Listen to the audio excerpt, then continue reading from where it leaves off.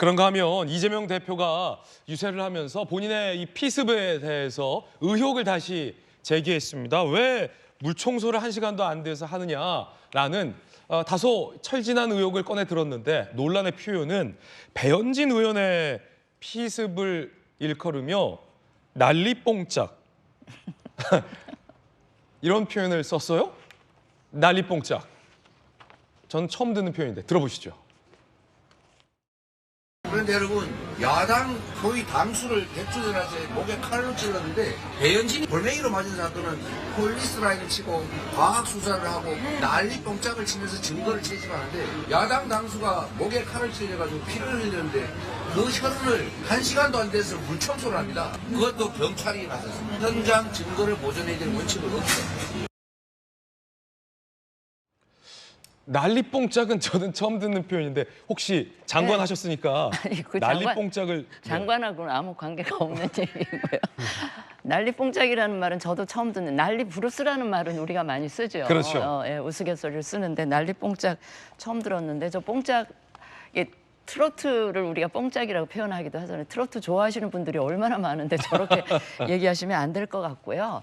저는 아까 그 한동훈 위원장의 그 표현, 저는 늘 생각하는 게 이 선거 때는 중도층을 타겟으로 해놓고 모든 메시지나 공약이나 이렇게 해야 된다고 생각을 하는데, 저런 표현을 하시면, 한동훈 위원장 말씀이에요. 저런 표현을 하시면 우리 지지자들은 아마 속이 확 풀리고 좀 통쾌하겠지만 저걸 듣는 중도층은 어떻게 생각할까를 항상 좀 염두에 두었으면 좋겠다. 그래서 저기 전에 미셸 오바마가 저기 트럼프의 캠페인을 보면서 했던 얘기가 있어요. 저쪽은 저급하게 가더라도 우리는 고급스럽게 가자.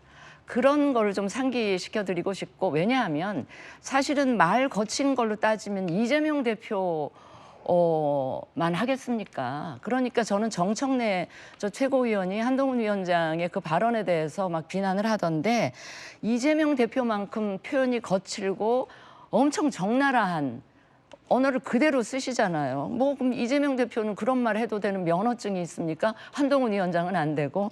그러니까 이제 정청래 최고나 민주당 사람들도 화살을 좀 이재명 대표에게도 좀 돌렸으면 좋겠다 하는 그 말씀을 드리고요. 예. 그 난리뽕짝 얘기로 다시 돌아가면, 사실은 그 배현진 그 후보가 그 대응을 했듯이 배현진 피습 때 있었던 일하고 그 이재명 대표 피습하고 나서 이루어진 그 여러 가지 상황, 그 부산 병원도 굉장히 좋은 병원인데 부산이라는 이유로 마다하고 헬기 타고 서울까지 오면서 난리 뽕짝이 아니고 난리 부르스를 쳤던. 아, 그건 난리 부르스입니까?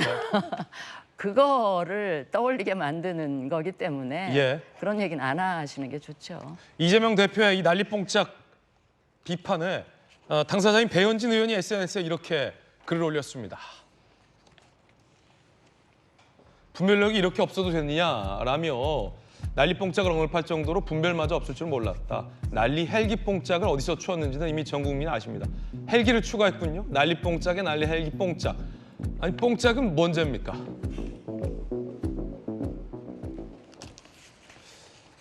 난리뽕짝. 김용주 의원님, 네. 이게 그러니까 뭔가 의혹을 다시 이 대표가 제기한 것 같아요. 내가 피습당했을 때는 왜 경찰이 거기를 물청소했느냐. 배현진 의원의 피습 때는 이른바 난리뽕짝을 쳤다라는 의혹인데 어떻게 보십니까? 난리뽕짝. 사실 이 문제는 여야가 모두가 다 이 사실은 정치 테러에 대한 사안이잖아요. 예. 그러니까 그걸 가지고 그 수습 과정이 어땠다라고 하는 것에 편파성을 얘기할 것이 아니라 오히려 차라리 이번 선거 기간 동안에 추워도 이재명 대표의 그런 테러나 또 배현진 의원의 테러 같은 일이 있어서는 안 되겠다. 그렇죠. 둘 다 있어서 대중적으로 노출돼 있는데 네. 그런 트라우마를 갖고 어떻게 선거운동을 하겠습니까? 최소한 이재명 대표가 나는 그렇게 당했지만 전국에 지금 여야 모두 수많은 후보들이 그리를 배회할 때 너무 여야 모두가 격양돼 있으니까 이런 일이 일어나는데 그런 일이 있으면 안 되겠다. 이런 메시지를 주는 것이 훨씬 품격, 예. 품격 또 본인의 유세하면서 이미지 이재명 대표에도 정말 저런 들을 만한 이야기도 있구나. 예. 그런 얘기를 들을 수 있는데 점수를 딸 수 있는데 오히려 난리 뽕짝 얘기를 듣는 순간 역시 이재명답다 이렇게 되면 본인이 갖고 있는 이미지 자체만 자꾸 품격이 낮아지는 거예요. 네. 그리고 뽕짝하면 일본 냄새가 난다 또 그런 얘기가 들을 수도 있어요. 그렇군요. 예. 뽕짝이라는 게. 예. 그래서 뭐 그런 거 가지고 또 밑에서 뭐 친일파 논쟁을 하고 이야기가 배가 산으로 가는 거예요. 유치 그래서 뽕짝이군요. 네. 그러니까 뽕짝을 하면서 브루스를 칠 수 있나 이런 얘기까지 해야 되는데 철학적인 논쟁. 왜냐면 난리와 브루스, 유치 뽕짝 이게 섞어놨잖아요. 그게 섞인 거군요. 예. 그래서 짬뽕이거든요, 이거는. 아하.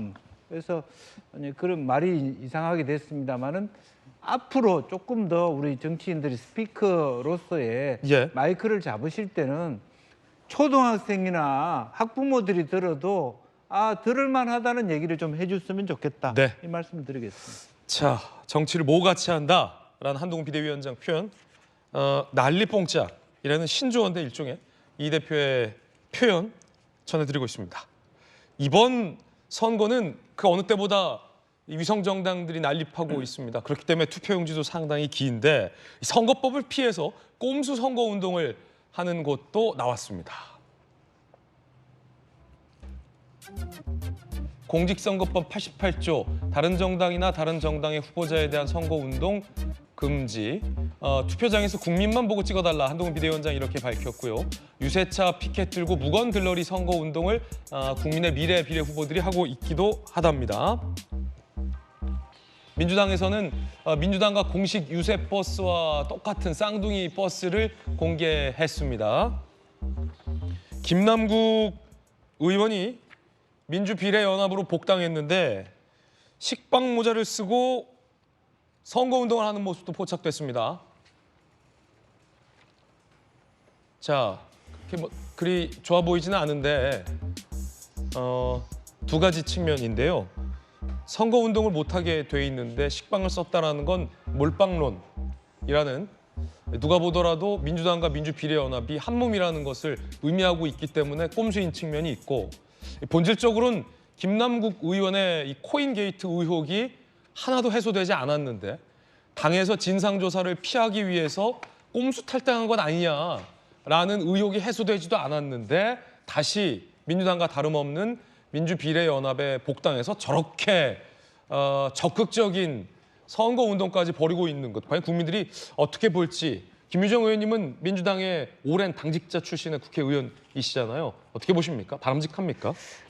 지금 이제 저런 선거운동 자체가 불법은 아니죠. 그러니까 뭔가 주어진 법적 테두리 안에서 최선의 선거운동 방법을 고육지책으로 내놓은 것들이 이제 번호 없는 버스, 파란 버스 비슷하게 보이는 네. 그리고 이제 저런 식빵, 몰빵론을 연상케 하는 이제 이런 선거운동의 일환인데 그거를 굳이 이제 꼼순이 뭐 이렇게 표현하는 거 있을 수 있다고 생각하는데요. 그렇게 거슬러 올라가 보면 위성정당 자체가 저는 다분히 문제가 있다고 생각합니다. 그렇죠. 본질적인 말씀이세요. 예, 본질적으로 태어나서는 안 됐죠, 위성정당은. 네. 깔끔하게 그냥 위성정당 우리는 안 한다라고 했으면 어땠을까라는 생각이 저는 지금도 남아요. 원칙을 지켰기 때문에 그 연동형으로 가자는. 그런데 이제 김남국 의원 아쉬운 점이 많아요. 저는 그러니까 불출마 선언도 했고 본인 탈당했고 했습니다마는 누가 봐도 이제 더불어민주연합에 들어가서 좀 저렇게 하는 모습은 왜 지금인가라는 그 의구심을 갖게 하죠. 네. 그리고 그거야말로 이제 자연스럽게 뭔가 그 민주당으로 복당하는 절차를 밟는 거 아니냐 이런 모습을 연상하게 할 수밖에 없다고 생각합니다. 그렇지만 지금 저렇게 그 더불어민주연합에 가서 뭐 선거 운동을 하고 유세를 하고 이런 모습 자체가 불법은 아니기 때문에 또 그건 그 나름대로 본인이 뭐 할 수 있는 최선의 역할을 하고 있다라고 본인은 생각할 수도 있을 거라고 봅니다. 예. 자, 첫 번째 이야기 양당의 선거 유세 장면들 전해드렸습니다.